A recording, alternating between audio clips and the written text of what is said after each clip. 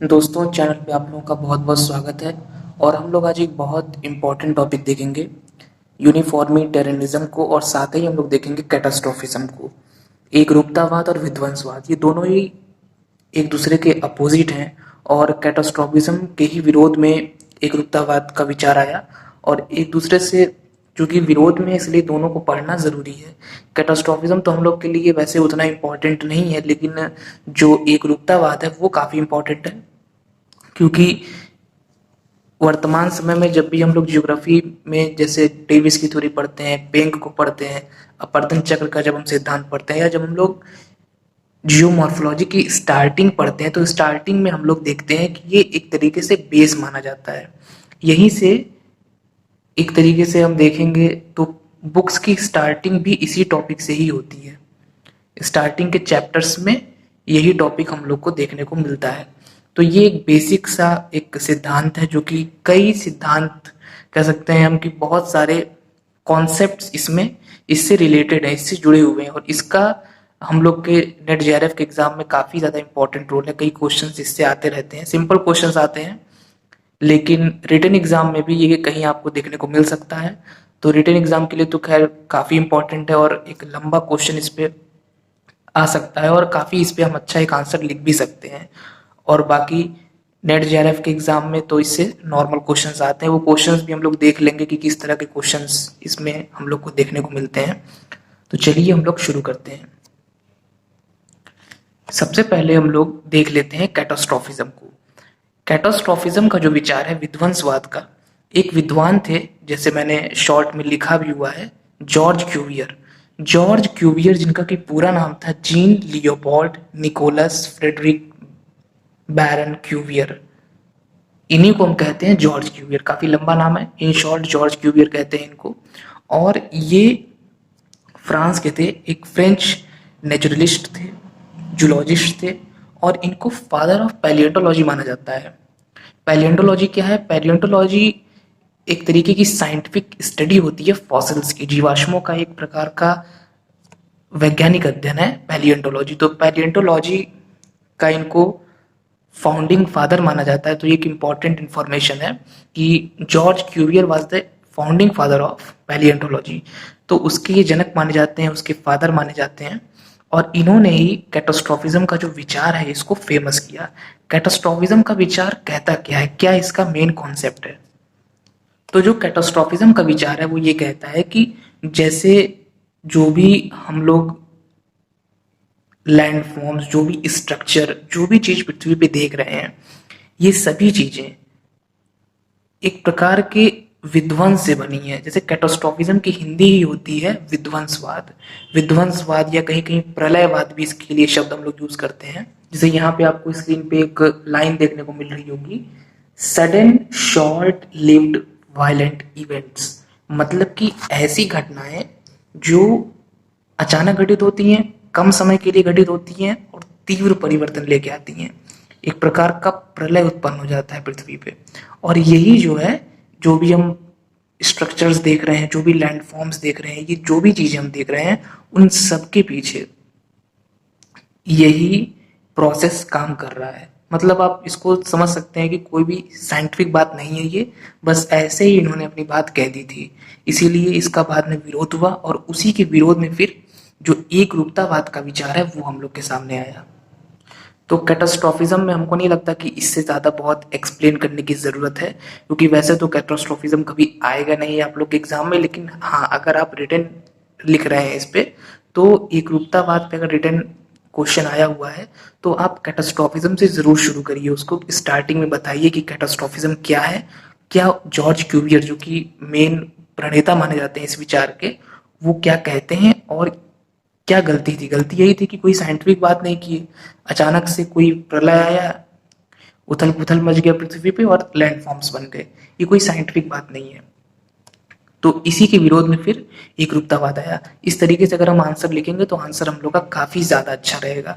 अब एक रूपतावाद की अब हम लोग यहाँ से मेन स्टार्टिंग होती है, यूनिफॉर्मिटेरियनिज्म। यूनिफॉर्मिटेरियनिज्म, जैसे मैंने लिखा हुआ है कि वर्ड विलियम वेबल। विलियम वेबल बहुत ही एक फेमस नाम है, अगर आप लोग को याद होगा ओशनोग्राफी में।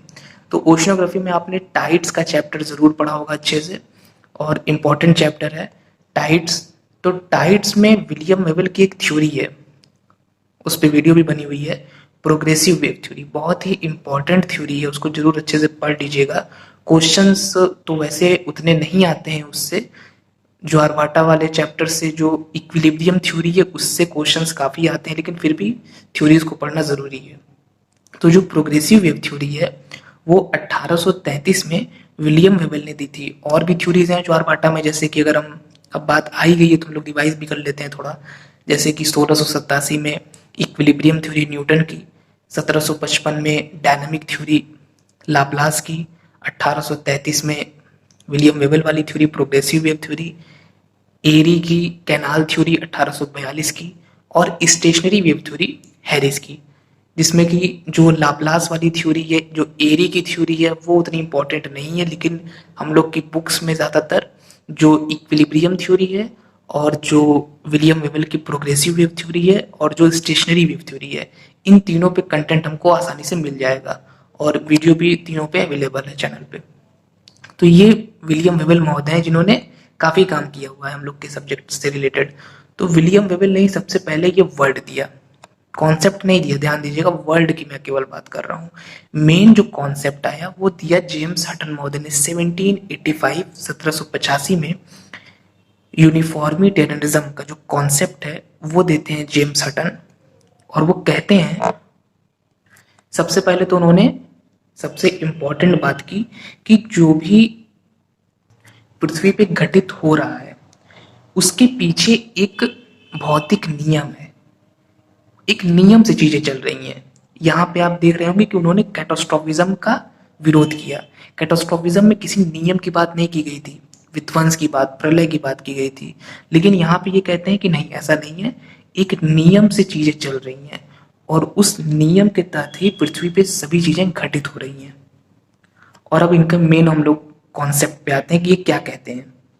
इनका जो स्टेटमेंट था वो ये था, ध्यान से सुनिएगा इस स्टेटमेंट को, क्योंकि यही इसी स्टेटमेंट में पूरा का पूरा कॉन्सेप्ट है कि भूगर्भिक प्रक्रम, भूगर्भिक इतिहास के प्रत्येक काल में समान रूप से सक्रिय थे, इसीलिए इसको कहा गया है एक रूपतावाद। एक रूपतावाद का मतलब जो भी प्रोसेस आज हम देख रहे हैं, जैसे प्रोसेस में क्या होते हैं, प्रोसेस में रिवर अपना प्रोसेस कर रही है, ग्लेशियर्स अपना प्रोसेस कर रहे हैं, तरह तरह के इंडोजेनेटिक प्रोसेस चल रहे हैं पृथ्वी पर, एक्सोजेनेटिक प्रोसेस चल रहे हैं, इंडोजेनेटिक एक्सोजेनेटिक फोर्स आपने पढ़ा ही होगा।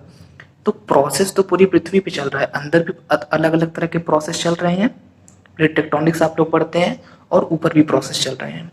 ये जो भी जिस भी तरह के प्रोसेस हैं, जितने भी प्रोसेस हैं, ये पहले भी चल रहे थे, अभी भी चल रहे हैं, और एक ही रूप में चल रहे हैं, एक समान रूप से चल रहे हैं। जिस रूप में पहले चल रहे थे उसी रूप में अभी भी चल रहे हैं। ये मेन स्टेटमेंट था जेम्स हटन का।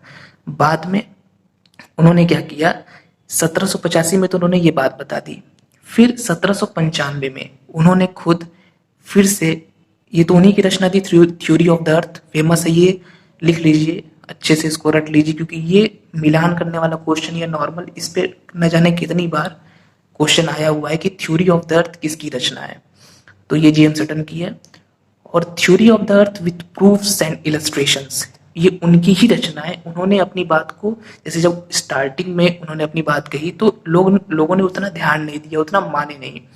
तो 1795 में 10 साल के बाद फिर से उन्होंने ये बात रखी, और फिर जो उनकी दूसरी रचना आई उसका नाम था theory of the earth with proofs and illustrations. फिर से उन्होंने अपनी बात को रखा, ये उनकी दूसरी कृति थी। इसके बाद उनके सिद्धांतों में कुछ परिमार्जन किया, कुछ चीजें सही की, और 1802 में जॉन प्लेफेयर ने illustration of the Huttonian theory of the earth नाम से एक और रचना लिखी।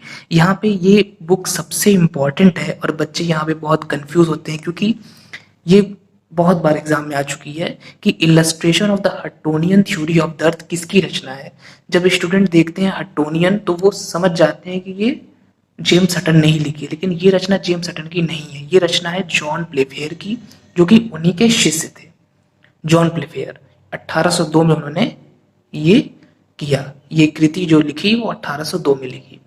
तो थ्योरी ऑफ द अर्थ और theory of the earth with proofs and illustration, ये दो तो हटन की हैं, लेकिन illustration of the Huttonian theory of the earth, वैसे इसमें अगर हम ध्यान से पढ़ें इसके टाइटल को तो ये समझ में आ रहा है कि हटन के वर्क को इलस्ट्रेट करना। तो हटन स्वयं तो ये लिखेंगे नहीं, तो अगर थोड़ा ध्यान से टाइटल को पढ़ा जाए तो ये चीज पकड़ में आ रही है अच्छे से कि ये जॉन प्लेफेयर किसी अदर के द्वारा उनके किसी काम पर ये चीज लिखी गई है। तो ये जॉन प्लेफेयर का वर्क था। इसके बाद सर चार्ल्स लेल ने 1830 में उनकी एक किताब आई थी, ये भी किताब कई बार एग्जाम में पूछी जा चुकी है, प्रिंसिपल्स ऑफ जियोलॉजी। इसमें उन्होंने डॉक्ट्रिन ऑफ यूनिफॉर्मिटेरियनिज्म टाइटल से इस जो थ्योरी है इसको और ज्यादा फेमस किया।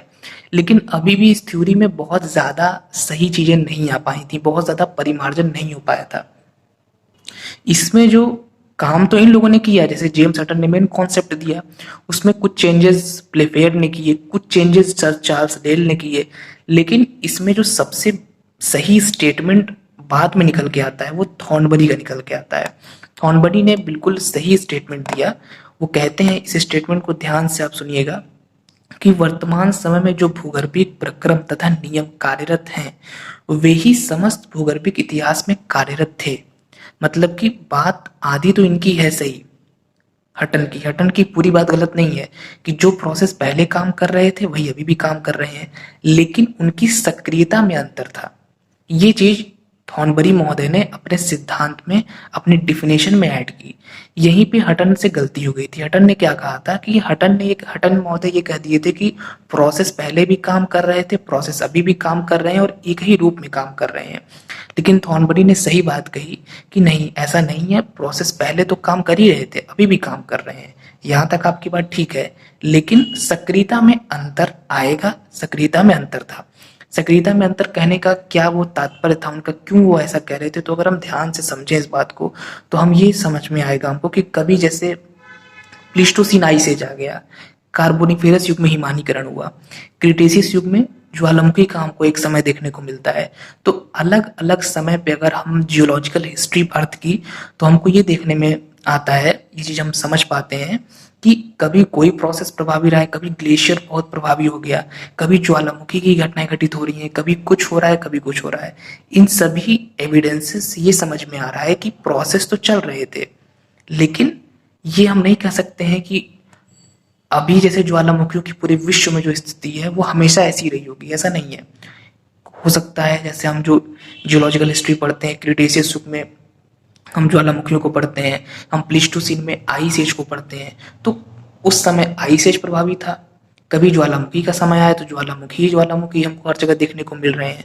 तो हर समय में अलग अलग, ये तो मैंने 2 ही 3 एग्जाम्पल दिए, लेकिन अगर इसको हम एक बेस माने तो हमें ये समझ में आएगा कि हर समय में अलग अलग तरह के जो प्रोसेसेस हैं वो प्रभावी रहे हैं। तो हम ये नहीं कह सकते हैं कि जिस तरीके का प्रक्रम आज चल रहा है पृथ्वी के अंदर और बाहर, वो हर समय इसी तरीके से रहा होगा।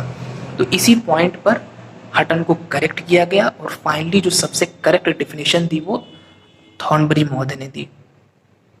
इसमें हम एक छोटा सा पॉइंट और ऐड कर दे रहे हैं कि कभी कभी जो यूनिफॉर्मिटेरियनिज्म है इसको ग्रेजुअलिज्म भी कहा जाता है, मंदवाद क्यों कहते हैं?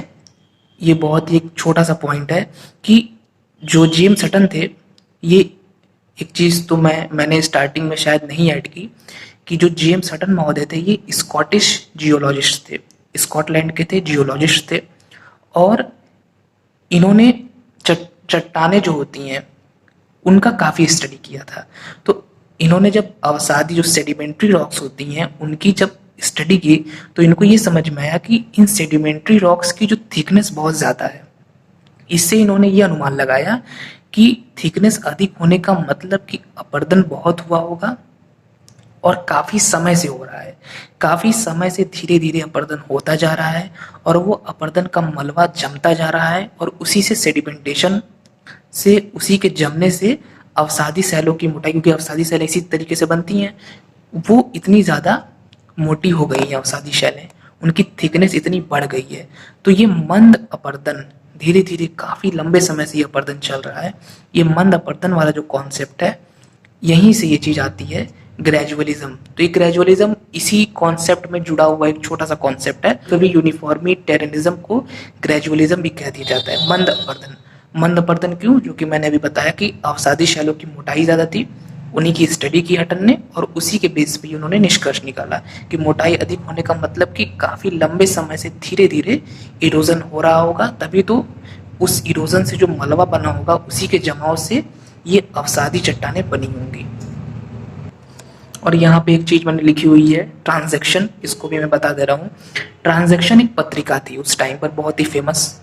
उसी पत्रिका में इनका एक लेख आया था, जो इनकी रचना थी, एक लेख था इनका थ्योरी ऑफ द अर्थ नाम से। वो ट्रांजैक्शन पत्रिका में प्रकाशित हुआ था। एक इंपॉर्टेंट पॉइंट है ये। तो ये हो गया पूरा आपका एक रूपतावाद। अब एक रूपतावाद में कुछ की पॉइंट्स हैं, जैसे कि ये जो दो स्टेटमेंट्स इनके थे, ये दो स्टेटमेंट्स आपको एग्जाम में बहुत मिलेंगे कि ये दो स्टेटमेंट दिए रहते हैं और पूछा जाता है कि ये दो स्टेटमेंट किस थ्योरी से संबंधित हैं। तो present is key to the past, वर्तमान जो है भूत की कुंजी है, और no vestige of beginning, no prospect of an end. ना तो हमको स्टार्टिंग का कुछ पता है, ना अंत की कोई आशा है। यहीं से साइक्लिक कॉन्सेप्ट आया कि स्टार्टिंग का भी कुछ नहीं पता है और अंत कब होगा इसका भी कुछ नहीं पता है। साइक्लिक जो कॉन्सेप्ट है वो बेसिकली यहीं से आया, जिसका कि यूज आगे चल के, क्योंकि हम लोग जब डेविस को पढ़ते हैं तो हम देखते हैं स्टार्टिंग हटन से ही होती है। जो चक्रीय संकल्पना है वो सबसे पहले हटन के ही विचारों में हमको देखने को मिलती है, और वहां से फिर उसको यूज करते हैं डेविस। डेविस फिर अपनी पूरी थ्योरी देते हैं। और जो present is key to the past, अगर हम इसको थोड़ा सा एक्सप्लेन करें तो हम कह सकते हैं कि वर्तमान में जो भी चीजें हैं, जैसे अगर हम कहीं पे कोई लैंडफॉर्म देख रहे हैं और उस लैंडफॉर्म को अगर हम देख रहे हैं तो हम इस अंदाजा लगा सकते हैं कि अगर आज हम, जैसे हमने अरावली को देखा या हम अपलेशन को देख रहे हैं, तो हम ये समझ सकते हैं कि पास्ट में ये हो सकता है बहुत बड़ा माउंटेन रहा हो, लेकिन धीरे धीरे उस पर प्रोसेस हुआ, उसका इरोजन हुआ, डिफरेंट प्रोसेस उस पर काम किए, और आज एक वो एक अवशिष्ट पर्वत के रूप में बचा हुआ है। ऐसे बहुत सारे एग्जाम्पल हम लोग को मिल जाएंगे पुराने माउंटेन्स के, जैसे कि जब हम लोग प्री कैम्ब्रियन माउंटेन्स अगर देखें, जैसे ग्रेट ब्रिटेन के माउंटेन्स, स्कैंडिनेवियन माउंटेन्स, या जो सुपीरियर मिशिगन ह्यूरॉन जो ग्रेट लेक्स हैं उनके आसपास के माउंटेन्स हम लोग देखें, जो सबसे ओल्डेस्ट माउंटेन्स हैं वर्ल्ड के, तो वो एकदम खत्म हो चुके हैं। अगर हम उनको देखेंगे तो अगर हम अंदाजा लगाएंगे तो हमें समझ में आएगा कि ये पहले विशालकाय रहे होंगे, फिर इन पे प्रोसेस हुआ होगा और आज ये इस रूप में बचे हुए हैं।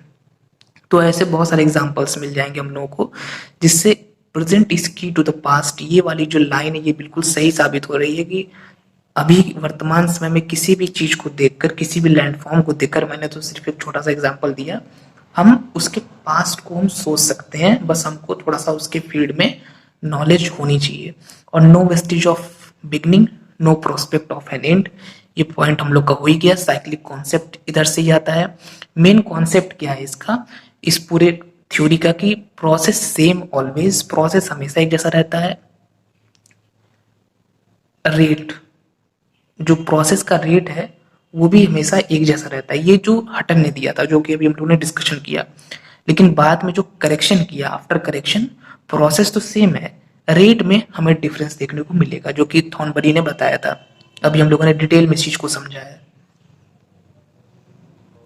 और यहाँ जैसे शॉर्ट में भी देख लीजिए, हिंदी में वर्तमान भूत की कुंजी और न आदि का लक्षण न अंत की आशा, ये जो दो स्टेटमेंट्स हैं ये एकदम रटे होने चाहिए, क्योंकि एग्जाम में जरूर कहीं ना कहीं ये दोनों स्टेटमेंट्स मिलेंगे। तो अब हम लोग का ये जो इम्पोर्टेंट टॉपिक था यूनिफॉर्मिटेरियनिज्म का, ये खत्म होता है। लास्ट में बस एक इम्पोर्टेंट पॉइंट हम ऐड करके इसको समाप्त करते हैं कि जॉर्ज क्यूवियर, जिनको कि मैंने बताया था कि फादर ऑफ पैलिएंटोलॉजी माना जाता है, उसी तरीके से जो जेम्स हटन महोदय हैं, इनको founding father of modern geology माना जाता है। ठीक है, तो यहाँ से आपकी कई चीजें यहाँ से तैयार हुई। Father of palaeontology, father of modern geology, दो चीजें हो गई। तीन रचनाएं आपकी क्लियर हो गई। Theory of the earth, James Hutton. Theory of the earth with proofs and illustration, James Hutton. Illustration of the Huttonian theory of the earth, John Playfair. Doctrine of uniformitarianism, sir Charles Lyell. Principles of geology, sir Charles Lyell. और ये दोनों statements, present is key to the past और no vestige of beginning, no prospect of an end, cyclic concept, और इसमें फिर last में जो थॉर्नबरी ने डेफिनेशन दी। तो इतने लोगों को आपको, अगर आप लिख रहे हैं एक रूपतावाद लॉन्ग आंसर में, शॉर्ट में तो जैसे इसको भी हम बता दे रहे हैं कि कैसे क्वेश्चंस आएंगे। कभी कभी तो सिंपल आता है कि ये दोनों स्टेटमेंट रहते हैं नेट में और पूछा जाता है कि ये किस सिद्धांत से संबंधित हैं, तो वो तो सिंपल है, एक रूपतावाद के हैं, ये आता है। नहीं तो कभी कभी इस तरीके का आता है कि थ्योरी ऑफ द अर्थ किसकी रचना है, या एक रूपतावाद किसका कॉन्सेप्ट है, या इन तीनों में से कोई भी रचना देके पूछ लिया जाता है कि ये किसकी रचना है। जैसे प्रिंसिपल्स ऑफ जियोलॉजी कई बार मैच द फॉलोइंग वाले क्वेश्चंस में आई है। तो ये जितनी भी रचनाएं यहाँ पे हैं, इनसे कुछ ना कुछ रहता है, इन दोनों स्टेटमेंट से कुछ आ जाता है, या इस कॉन्सेप्ट से कुछ आ जाता है। बाकी व्याख्या करने के लिए तो आता नहीं है। लेकिन अगर रिटन एग्जाम है तो वहां पर आपको सबसे पहले कैटास्ट्रोफिज्म को एक्सप्लेन करना पड़ेगा, फिर एक रूपतावाद को क्रम से बताना पड़ेगा कि क्या क्या उन्होंने बताया, कैसे उनके शिष्यों ने उसमें संशोधन किया, फिर बाद में कैसे थॉर्नबरी ने फाइनली एक प्रॉपर डेफिनेशन दी। तो ये सभी चीजें विथ सम एग्जांपल्स हम लोग को ऐड करना पड़ेगा। तो फिलहाल इस अध्याय में इतना ही, आगे हम लोग किसी और इम्पोर्टेंट टॉपिक में मिलेंगे। Thank you friends.